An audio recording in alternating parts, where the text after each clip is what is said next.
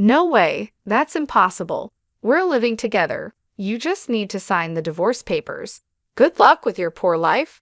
I stood there, dazed, holding the phone after the call was suddenly cut off. The lawyer couldn't help but burst out laughing. Olivia looked at the lawyer, confused. He was wiping tears with a handkerchief. My name is Karen, and I am the CEO. I've been married to my husband, James, for 3 years. We don't have children. We're both so busy with work, often even on weekends, that we hardly find time for long talks. We mostly see each other in passing, so we try to sync our schedules for overseas trips during our long breaks. It's only once a year, but it's something we both really look forward to. When we got married, we decided to buy a condo on the upper floor of a Bay Area tower. It was a stretch financially, but we thought about the future value of the property. Thanks to that, we're happy with our current life. I have a close friend from high school, Olivia. We sometimes grab lunch together. Olivia is beautiful and has high standards for men. She's not married yet but is eager to be. She looks for well-educated, high-earning men on dating apps and won't compromise on their income. One day, I was having lunch with Olivia at a cafe near a park. We went to high school and university together, even shared the same classes. That's why we've consulted each other about various things over the years, knowing quite a bit about each other's dating histories and types. During our student days, we shared both fun and sad times. Those are cherished memories now. Since marrying James 3 years ago, we've both gotten busier, and the chances to meet have decreased. Now, we only see each other a few times a year. I'll come visit your condo next time, Olivia suddenly said. She'd never been to my place before. Then, on the weekend, she came over. I could tell she was amazed even through the intercom at the entrance. As soon as I opened the door, Olivia looked impressed. Wow, this place is like a mansion, and that elevator ride was so long. I had chosen a spacious upper-floor condo because it was a once-in-a-lifetime purchase. It's even more spacious than a house. It's beautiful, really incredible, Olivia said as she looked around the condo, turning her head in every direction. Great location and an upper floor in a high-rise like this must have cost a fortune, Olivia remarked with a sly smile. Yeah, you could say it's $1 million condominium. It's got great security too, I said, but Olivia cut me off, reacting only to the term $1 million condominium. It must be over $1 million. Your husband must be making a lot, she said, her eyes wide with astonishment. That was so typical of Olivia. She always had high standards for men, especially regarding their income. James's salary is quite good for his age, I guess, I said vaguely. I felt it was tacky to be too explicit. Olivia had a look that seemed to hint at some ulterior motive. Can I use your bathroom? She asked and left the living room. I directed her to the bathroom and then started preparing tea in the kitchen. I was concerned when Olivia took a while to come back. I was about to check on her when she returned, saying, just replying to an email. Olivia usually didn't make excuses like that, so I felt a slight sense of unease. While enjoying the cookies Olivia brought as a gift and having tea, she asked, can I stay till the evening? She apparently wanted to greet James. It had been since our wedding that Olivia last saw James, so it wasn't unnatural for her to want to see him. I decided to check with James just in case. James was happy about it. I might finish work early, he replied in an email. I told Olivia it was okay, and then I started preparing dinner. Olivia was using her smartphone, but then she stood up and went to the bathroom again. I didn't notice while cooking, but Olivia was gone for quite a while. When she came back, she was wearing a familiar necklace. It was my necklace. As I stared at the necklace, Olivia gave an embarrassed smile. How do I look? Does it suit me? She posed like a model. Seeing my stunned expression, Olivia started laughing. Oh, come on, I'm just kidding. I found it and thought it was cute. It must have been super expensive, right? A premium piece for sure, Olivia said, sounding like a child making an excuse for a mistake. That's a gift for James. Wow, he must be really wealthy to afford something like this. Olivia sighed, but more importantly, that necklace was stored in the closet in the bedroom.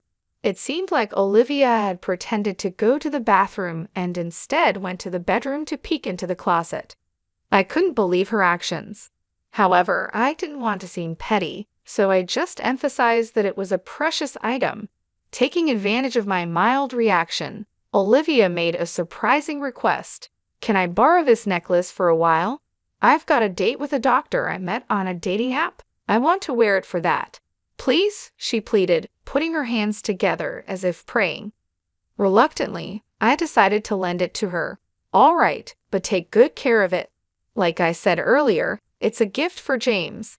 As soon as Olivia knew she could borrow it, she smiled and started touching the necklace gently. Of course, I understand, she said, though she seemed to ignore my words. When I finished preparing the meal, I pretended to go to the bathroom to check the bedroom. Sure enough, the closet in the bedroom and the chest beside the bed weren't fully closed. Olivia must have opened every drawer and door she could find. There were fingerprints on the jewelry, watches, and precious metals. She might have touched things but probably didn't intend to borrow them. The shoes seemed to have been tried on, and the heels were bent out of shape. This was clearly going too far. I went back to the living room and asked Olivia, "You touched various things in the bedroom, didn't you? The shoes are out of shape, and there are fingerprints on the watch." Olivia puffed out her cheeks a bit instead of looking sorry. "Please don't do that again," I told her. Olivia went back to her normal face and said, "Sorry. I didn't want to make a big deal out of it and risk hurting our friendship, so I just laughed it off lightly." That's when James came home. He was holding a box of cake. It was the first time James and Olivia had seen each other since our wedding. It was awkward at first, but they slowly started talking, and by dinner, they were chatting like old friends. While I was cleaning the dishes, they were laughing together. "My boss is terrible, right?" James said, laughing. "I envy James's team," Olivia added. James was smiling, his eyes crinkling with laughter. "That's not true," he replied. I was a bit uncomfortable seeing Olivia touch James so casually, but I thought it was better than them being distant. After all, James wasn't usually the type of man Olivia went out with. About a month after Olivia's visit, I noticed a change in James. He spent more time on his smartphone, which he usually didn't do. He often seemed distracted when I spoke to him and asked me to repeat myself. He always took his phone with him, even to the bathroom. It was a noticeable change. I felt like I was becoming a cheated-on wife. I thought about checking James's phone once, but I hesitated to even touch it. Our conversations at home became increasingly rare. James started working on weekends much more often. He was hardly ever at home on weekends. Originally, we barely saw each other on weekdays, but now we weren't seeing each other on weekends either. It felt like we were living separately, even though we were in the same house. Moreover, we started sleeping in separate bedrooms under the excuse of his tiredness. I was thinking about divorce or separation when I found divorce papers on the living room table. Upon closer inspection, James had already signed them. Although I had suspected it, actually seeing them still shocked me. With trembling hands, I called James. "I just got home and saw this on the table. What does this mean?" "It means exactly what it looks like. I want a divorce," James replied. I pressed him for a real reason. "I've fallen in love with someone else. It's not just an affair. I'm serious about it." It was clearly cheating. Then I heard a familiar female voice on the phone. It was Olivia. "I'm dating James now. I even want to marry him," she said. Though I had suspected it, hearing it confirmed made my heart race, and I broke out in a cold sweat. "I fell for James the moment I saw him at your house. We exchanged contact details and started messaging. One thing led to another, and here we are," Olivia explained. Her tone was harsh. Maybe this was her true nature.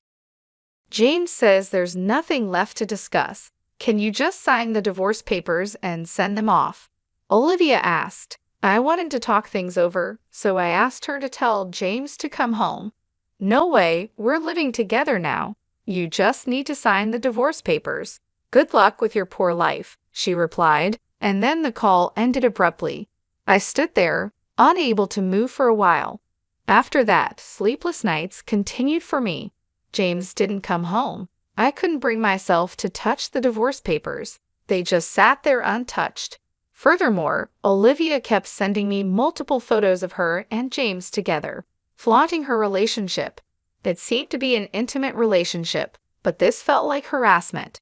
My mental health deteriorated, my complexion worsened, and sometimes I'd become vacant even during the day. People around me became worried and strongly suggested I go to the hospital. I ended up being somewhat forcibly taken for treatment and started taking medication. I managed to find some peace and started to sleep again. I could somehow go to work, but then an unbelievable thing happened. When I returned from the hospital, something felt off in the room. Going to the bedroom and opening the closet, I found that bags and jewelry were missing. The count of jewelry and watches in the chest was off too. There was only one person who could have done this. Why would she do something like this? What had I ever done to her? My insomnia came back, and I had more sleepless nights, barely getting through my days. During counseling at the hospital, when I mentioned the theft at home, I was strongly advised to consult a lawyer. I contacted the company's lawyer right away and set up an appointment. The lawyer asked me first, "What would you like to do?" "I'll get a divorce. I want those two to face proper consequences," I answered immediately, surprising even myself. Just a little while ago, I was unsure what to do. I couldn't believe how easily those words came out of my mouth. Perhaps I really wanted to punish them after being tormented so unfairly. A week later, I received a message from Olivia. I had sent her a certified letter. "Hey, what are you thinking? Sending a certified letter to my workplace?" Olivia sounded pretty angry, her voice filled with rage. "You must have expected at least this much. Anyway, I'm leaving everything to my lawyer now." I hung up the phone. Olivia called several times after that, but I ignored all of them.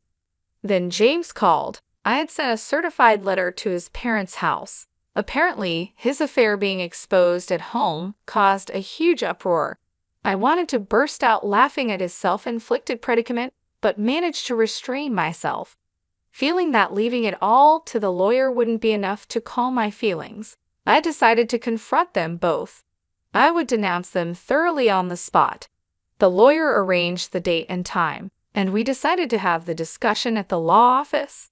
A few days later, the two reluctantly showed up at the law office. I thought they would bring their own lawyer, but it seemed they came alone. Olivia stormed into the office, flinging the door open. James followed, looking uncomfortable. "Finally, we meet, you coward," Olivia said, not hiding her anger at all. James tried to calm her down. "You've been avoiding us all this time. Our wedding has been delayed because of you," Olivia said, looking like she might throw her bag at me any moment. James was desperately trying to hold her back. As I watched them with a feeling of pity, the lawyer nodded at me. "Please calm down. If any violence or abusive language occurs, we will immediately call the police," the lawyer said. The mention of the police made Olivia stiffen. With the lawyer's intervention, Olivia and James took their seats, becoming calmer. We sat across from each other at the office table, ready to start the discussion. "James, you're seeking a divorce, correct?" I asked. Olivia sat angrily while James slumped, looking defeated. "We agree to the divorce. However, since your relationship is considered adultery, we will ask for alimony," I stated. James's face clouded over. "I'll agree to the divorce, but once the alimony is paid, don't contact us ever," he said. I quietly nodded in agreement. Olivia looked displeased, maybe expecting more resistance from me. When the lawyer began discussing the alimony amount, Olivia snapped, "I said any amount is fine. We have plenty of money." Olivia sat arrogantly with her arms crossed. The lawyer looked at her with interest, then said, "Oh yes, didn't he tell you?" James is the president of a jewelry company with a yearly revenue of $3 billion. James looked up frantically, trying to restrain Olivia's arm. Alimony for an affair is nothing to us. I'll even give a proper share of the property, Olivia continued excitedly, her face flushed. James tried hard to calm her down. Olivia shook off his hand and continued, "You can barely make ends meet on your salary, right?" She scoffed with a laugh. The lawyer burst into uncontrollable laughter. Olivia looked at him with a puzzled expression. The lawyer, wiping tears with a handkerchief, said, "Actually, the president is Karen." Olivia was dumbstruck, her mouth hanging open. James hung his head, his body trembling slightly. James is just an ordinary employee with no position at Karen's company. "I am Karen's corporate lawyer," I stated. Olivia started laughing loudly. "What are you talking about? Are you really a lawyer? Can lawyers lie?" she asked. The lawyer calmly replied, "Why not ask James next to you if what I said is a lie?" James, meanwhile, just bit his lip, looking down. Olivia, growing anxious, grabbed James's arms and began shaking him. "You said you were the president of a $3 billion jewelry company. That's not a lie, right?" James remained silent. He covered his face with his hands, uttering inaudible moans. Olivia, growing more desperate, gripped his arms tighter, repeatedly asking, "Answer me, it's not a lie, right?" James finally whispered in a raspy voice, "I'm sorry." The room fell into a deep silence. Olivia's strength seemed to leave her body, and she let her hands that were gripping James fall limply. "You said you were the president of a company making $3 billion a year," she muttered almost to herself. James's single apology had plunged Olivia into despair. She stood up, trembling. "It's a lie, right? There's no way you're the president." Olivia pointed at me accusingly. "Why didn't I know about this after all we've shared?" I spoke to Olivia calmly, as if guiding her. "Just because we're close friends doesn't mean I tell you everything, especially since you were so fixated on money. I had no intention of telling you." I looked Olivia straight in the eyes without averting my gaze. Olivia seemed to lose all her energy and slumped down. "Then that house, of course, the house is in my name, so James will be the one leaving," I continued. Olivia fell silent, and James continued to hold his head. James probably didn't want to come here. He knew this would happen. But if he didn't come here, things would be worse. It's hell either way for him now. James is left with nothing but hell waiting for him. The lawyer began to present the evidence. I had first gathered these photos of James and Olivia together. They were the photos she sent to my phone, now printed out. The lawyer placed a voice recorder on the table and played a recorded conversation. "Why would you send something like this?" "I just wanted to share our happiness with you." Olivia's voice filled the room, while James seemed to be holding back tears. "Hey, still clinging to the past. I want to divorce quickly." "I know what you're clinging to. It's James's income. He's the president of a $3 billion jewelry company, right?" "You hid it because you thought I might take it," Olivia said, perhaps embarrassed, and covered her face with her hands. "Hurry up and divorce and leave that condo. It'll be mine soon. Too bad James didn't come back to you. I'll give you as much alimony as you want." "Poor thing. Your aim was the money, not James." "I'm speechless at how you've been deceived, James." James looked down, tears spilling onto his pants. James and Olivia fell silent. "Do you think this is over?" "What else is there, Olivia?" "You broke into the house when Karen wasn't there and stole several items, didn't you?" the lawyer said calmly. James looked shocked, apparently unaware of this. "Hey, what's this about stealing?" Olivia bit her lower lip, her hands shaking. "No, not me. I don't know anything," she said. The lawyer placed a tablet on the table and played a video. It showed Olivia sneaking into the bedroom, taking bags and jewelry, and stuffing them into her bag. Olivia stared wide-eyed at the footage. "What is this? Why are you recording me? Isn't this illegal surveillance?" she asked. James covered his face with his hands. "Inside our house, we've always had security cameras. Why didn't you tell me that earlier?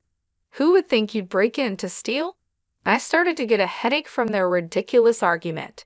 And you used my key without permission. I wanted those things. It's your fault for not buying them for me, one argued.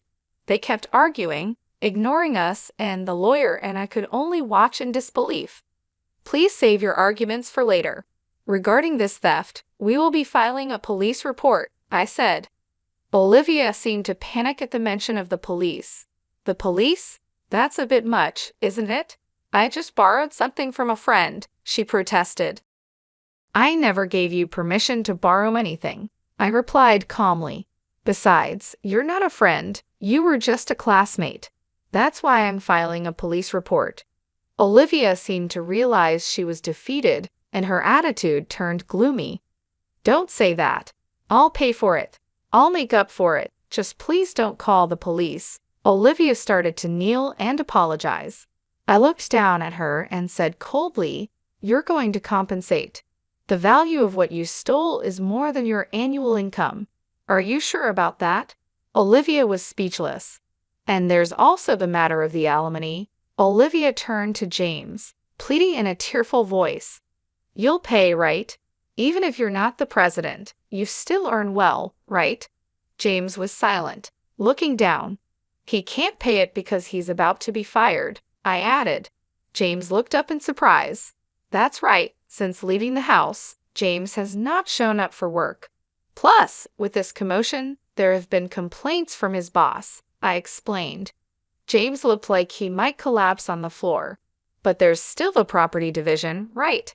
I'll pay with that, Olivia said, but that wasn't possible. Karen and James had a prenuptial agreement about property. You didn't hear anything from James, did you? He never told you the inconvenient truths, I said, looking at James with disdain. The lawyer placed the contract on the table. The agreement stated that if the marriage lasted less than 5 years, neither party could claim the other's property. Currently, they were in the 3 years of their marriage. Olivia tried to grab the document, as if to tear it up. You should handle that document carefully. It's a notarized deed, and you could be held legally accountable for damaging it, I warned her. At the mention of a crime, Olivia stopped.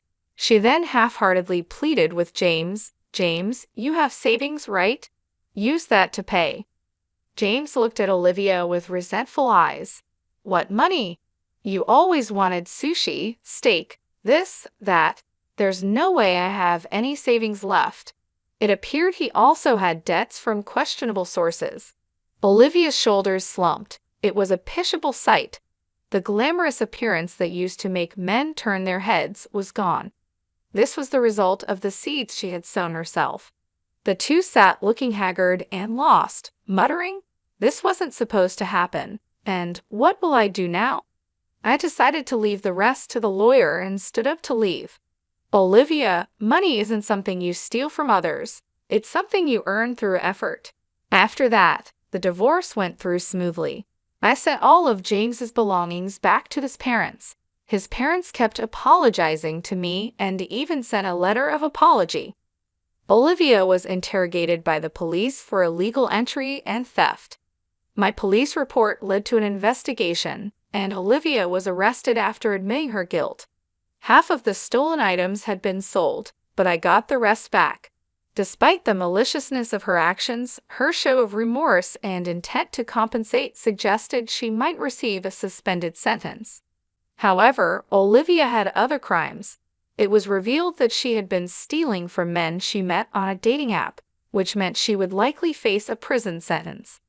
No wonder she reacted so strongly to the mention of police and crime. James couldn't live in Olivia's apartment and moved to a 2-apartment on the outskirts of town. He's looking for a job, but his unexplained absences and poor attitude at his last job make it hard for him to get hired. For now, he's getting by with day labor. After the divorce, I threw myself into my work.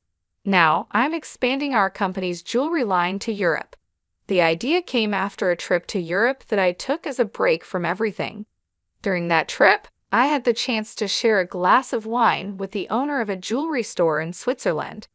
We talked passionately about jewelry designs. The owner and I hit it off, and he agreed to showcase my company's jewelry in his store. The owner is a wonderful man who, perhaps because of his own history with divorce, understands my heart tact. To be honest, I'm focusing on sales in Switzerland, partly to see him. It might be mixing business with pleasure, but I think I've earned this perk after all I've been through. That's how tough it has been for me. I receive regular updates on their situations from the lawyer after the divorce.